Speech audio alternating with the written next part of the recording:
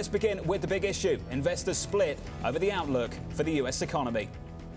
We know that there's a slowdown. Growth slowdown in the U.S. The economy's, slowed down, but it's still in pretty good shape. Fundamentally, the U.S. economy, I don't think is threatened by a recession. If you took the U.S. economy, came down from Mars and said, what's wrong with this economy? The answer would be nothing. The U.S. economy has not slowed down dramatically, not in terms of private demand. The slowdown in the U.S. economy would be a bit more severe than the market expectations. One of my favorite sayings is that the business of America is business. It is still the greatest country in the world to come to these shores and start a small business.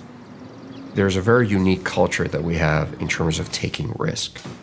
We encourage entrepreneurship more than any other country in the world. And when you drive through the small towns or the big towns, you see thousands of little businesses. That is the lifeblood of this country.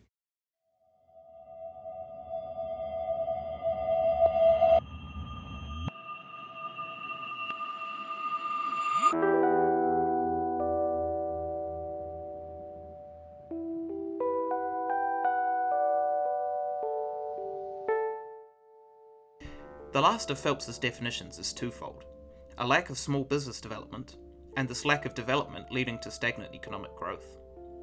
When considering the lack of small business development, there is a definite lack of growth. Small businesses account for more than half of the non-farm private GDP and around half of the private sector employment. The US Small Business Administration has found that small businesses have created 2/3 of new private sector jobs since 2007.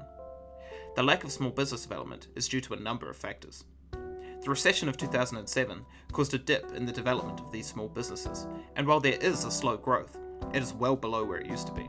Small business optimism is at its lowest level since the 1990s, which contributes to the lack of growth.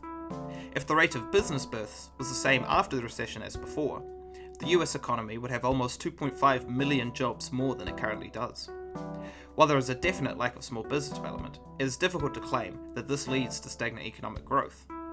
As it is no secret that the US is experiencing a slowdown in economic growth, but it is difficult to claim that it is purely because of the lack of small business development. The Great Recession did a large amount of damage to the US economy, with some economists describing the US recovery as the weakest recovery since the Great Depression and World War II.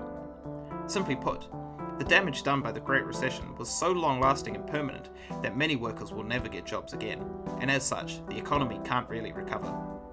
There have also been claims that the rise of digital technologies has also contributed to the stagnation, as they are much less capital absorbing, creating only little new investment demand. The lack of an adequate investment in infrastructure and education has also been blamed, claiming that these are the basic ingredients of growth. A, quote, persistent and disturbing reluctance of businesses and consumers to spend, end quote, due in part to recent gains going to the people at the top, has also contributed to the lack of growth.